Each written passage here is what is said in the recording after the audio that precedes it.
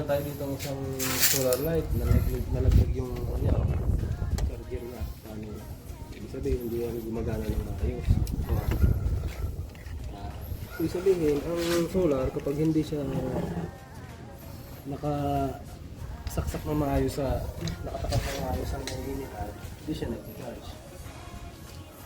Kasi dapat yung panel niya, nakatapat siya sa may araw. Eh doon sa baba, nakatago siya. Nauugot eh. Ayusin natin.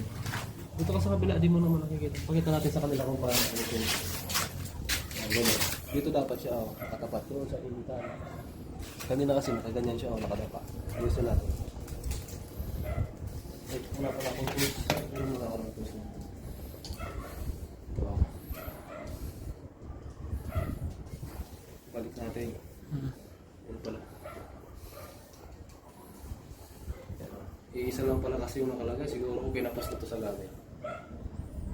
Si Miming. Si Miming yan. Nakita mo si Miming. Naghahanap ng mga kain kasi yan ang mas na. Ito ngayon, no?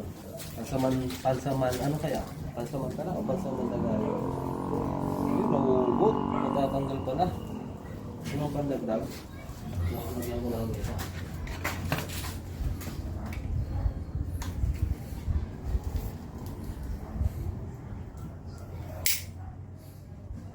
Lagyan natin ang sapin.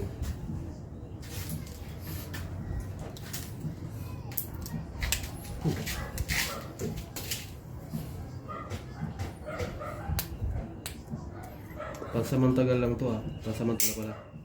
Kasi wala tayong dalang gamit eh.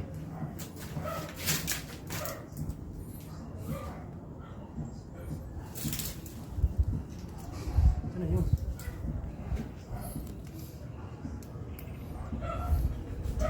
Tagalin ko muna.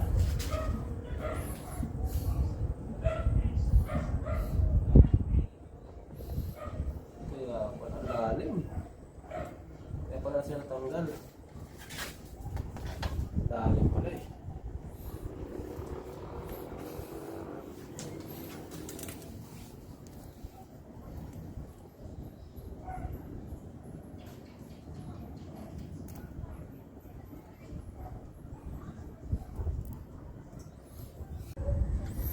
O ganito pala dapat ang ano niya, gusto niya. Pero kung tutuusin, mas matayong tayo. Kaya ito, nakikita ba? Dapat southward, Dapat no? southward yan. 30 degrees. Init para nakuha niya hanggang sa mga... Uy, shoutout pala kay Mon. Nakinin mo no, nakita ba? Wow, ang ganda oh. Ang ganda ngayon mag-date. Sana all. Yan oh, okay na siya. Ayun na, laglag yan eh.